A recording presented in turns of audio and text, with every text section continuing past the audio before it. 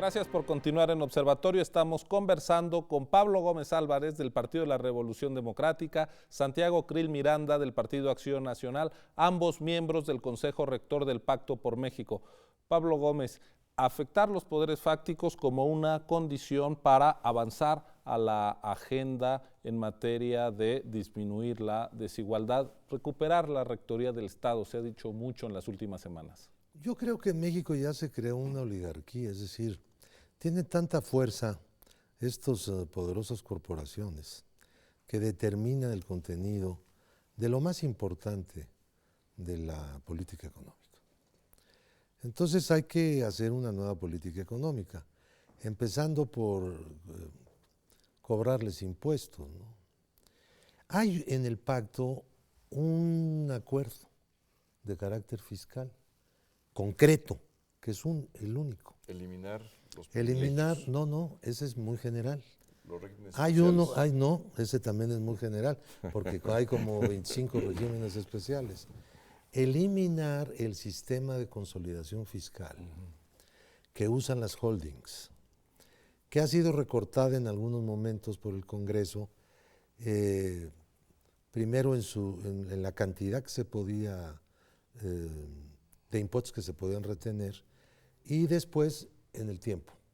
Pasó de 10 a 5 años. O sea, jinetean. Con los impuestos que no pagan, los invierten, jinetean. El dinero que es del pueblo. No solamente se lo reservan, sino lo jinetean. Yo he propuesto, mira, que haya un impuesto a las ganancias de bolsa. A nivel de Estados Unidos. 20% no tengo, no es menos. No tengo tanta pretensión.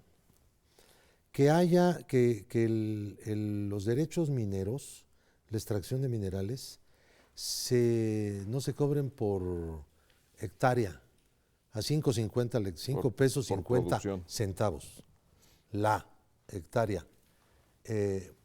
Fíjense ustedes, al semestre.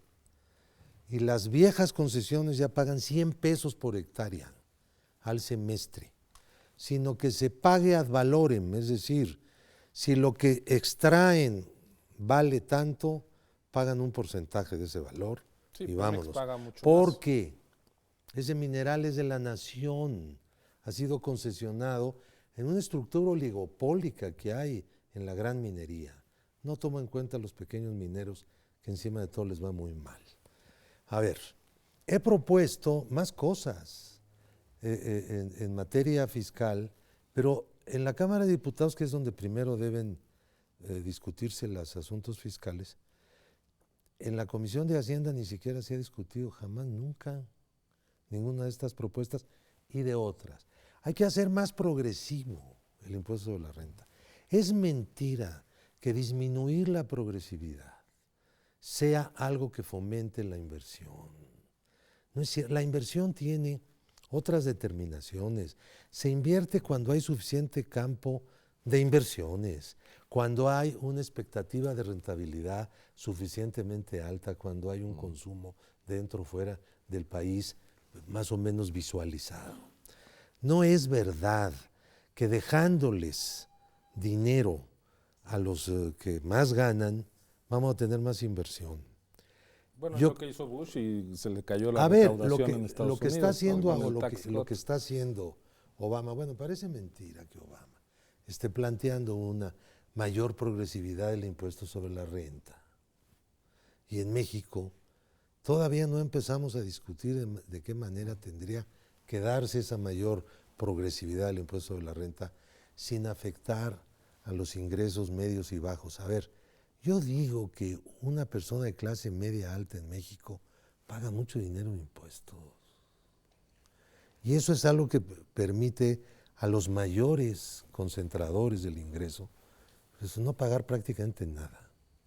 Entonces, yo creo que por ahí tenemos que entrar, pero pues con valor, porque de otra manera hablar de los poderes fácticos, ya nos pusimos de acuerdo que en México hay poderes fácticos, quiere decir que están por arriba de los poderes constituidos, que determinan la acción de los poderes constituidos.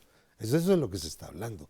Y si ya podemos hablar entre las tres principales fuerzas políticas y entre todas, vamos a decir, de este país de eso, bueno, entonces ya podemos sentarnos a discutir cómo vamos a hacer que dejen de ser poderes fácticos, ¿no?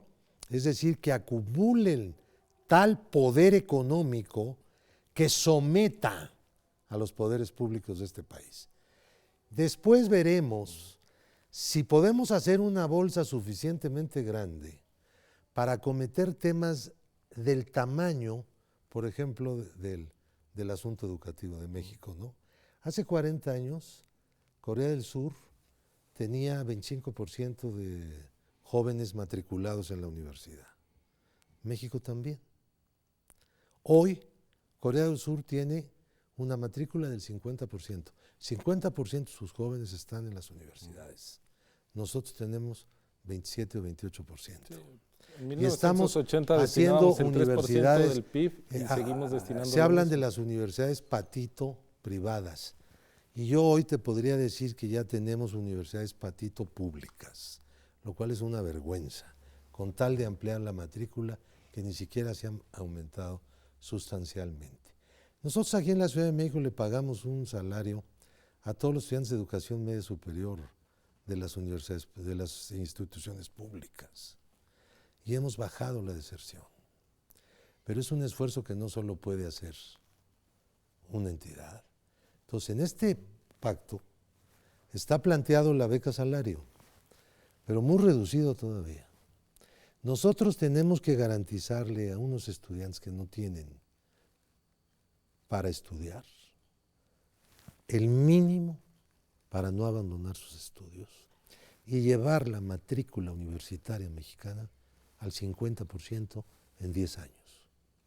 Mucho dinero, mucho esfuerzo, pero claro, el Estado no puede ser la válvula. Yo no soy de los que dice que el Estado debe recuperar la Rectoría de Educación, si nunca la ha soltado, siempre la ha tenido.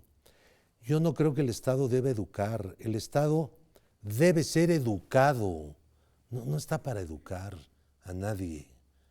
Los educadores son quienes deben educar. Esa es la idea de la autonomía universitaria. Los educadores y el Estado debe aportar el dinero para que los educadores, los estudiantes y los padres de familia hagan su trabajo educativo. Ahora, firmaron entre todos ya una reforma en materia de educación básica, no superior, que empieza a concretar parte de los acuerdos del Pacto por México y todavía falta ver que lo que está en la Constitución pueda traducirse a la ley secundaria. Santiago, quisiera, el tiempo no, es siempre nuestro enemigo, entrar al terreno del balance del análisis político. El pacto es una apuesta política entre distintas fuerzas, el gobierno. ¿Cuáles son sus principales retos para no quedarse en una promesa? Cumplir lo que está convenido en la agenda. Y de los grandes bloques, yo diría, el primero de ellos es construir un piso mínimo de protección social auténtico. Se ha demostrado que los programas de combate a la pobreza como están, no están resolviendo el problema de la pobreza. Llevamos prácticamente 2 décadas en donde los avances no han sido satisfactorios para nadie. Entonces, construir ese piso mínimo de cobertura social, soportado por una buena reforma hacendaria que incluya, como dice Pablo, impuestos progresivos, que elimine los regímenes especiales de tributación y privilegios, y quien genere más dinero, que pague más. A la par de esto, requerimos abrir la economía, romper con los monopolios. Es decir, no solamente es la acción recaudatoria del Estado lo que nos va a permitir el desarrollo del país. Es un instrumento, pero no el único. Entonces requerimos abrir los mercados, que están actualmente altamente dominados. Es otro de los retos importantes. Y finalmente, para mí, desde el punto de vista político, es poder reordenar nuestro sistema político para que eventualmente puedan formarse con menos obstáculos, mayorías estables. Ahí tenemos un compromiso de gobiernos de coalición, un compromiso de reordenar algunos de los aspectos electorales todavía pendientes. Es increíble que en pleno siglo XXI y estas alturas del proceso de transición, por ejemplo, un rebase en topes de campaña no produzca una nulidad. Es absurdo. Entonces hay una serie de incentivos para que todo el mundo gaste lo que quiere en las campañas. Y lo que estamos viendo hoy en el IFE nos da pues toda la razón del mundo para hacer estas reformas electorales que siguen estando pendientes. Entonces diría, el bloque social para mí es el más importante, es reconstruir lo que es la política social del país, estableciendo este piso mínimo de protección o de cobertura social, soportado por una reforma hacendaria, en donde podamos reordenar las reglas del juego económico para que alojen las inversiones que este país necesita. Y doy un dato. Hoy en día estamos invirtiendo alrededor de 20 puntos del Producto Interno Bruto por año, inversión pública e inversión privada. Eso nos da como resultado un crecimiento alrededor de entre el 3 y 4% y nos genera alrededor de 800,000 empleos al año. Bueno, eso no nos alcanza. Entonces, ¿qué requerimos? Cuando menos aumentar 10 puntos de inversión, no en el primer año, pero sí a lo largo de los próximos años, y si requerimos ese nivel de nueva inversión, que es prácticamente el 50% más de lo que estamos invirtiendo hoy en día, requerimos romper monopolios. El país y la economía tienen una enfermedad, y a mí que me gusta inventar palabras, la invento hoy en día, que se llama monopolitis. Es el problema, es la concentración del ingreso y la concentración del poder en muy pocas manos. Hay que romper con eso. Me da mucho gusto oír a Santiago decir lo que acaba de decir. Me hubiera dado más gusto escuchar eso y ver las acciones conducentes cuando él estuvo en el gobierno.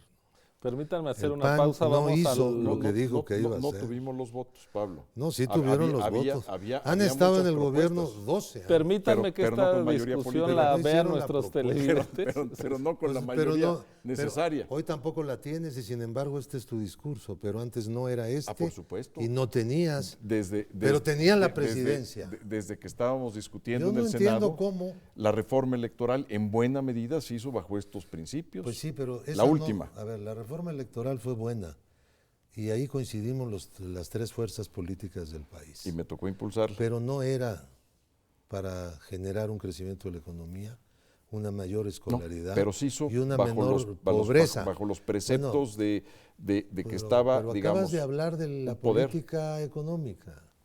Y yo digo que esto que enuncias tú como política económica debió haberlo asumido el PAN durante los 12 años de su administración. Qué lástima. Bueno, está Faltaron muy claro votos. el punto No, de... faltó algo votos, más que votos. votos. Faltó la Pablo, decisión. votos de mayoría. Oh, bueno, ahorita Si no hubiera- la oye, tienes. Oye, si y este es hubiéramos- tu discurso. Te voy a decir una cosa, si hubiéramos tenido votos, Párate. no estaríamos aquí. Para No, tener yo espero que de propuestas, cualquier forma no hace hubieran falta estado tener aquí. votos. Vamos Con a hacer votos o una sin pausa votos. para volver a una conclusión. Muchas gracias a ambos. Esto es Observatorio, discutiendo, ya lo ve, a las oposiciones y entre ellas el Pacto por México. Volvemos en un segundo.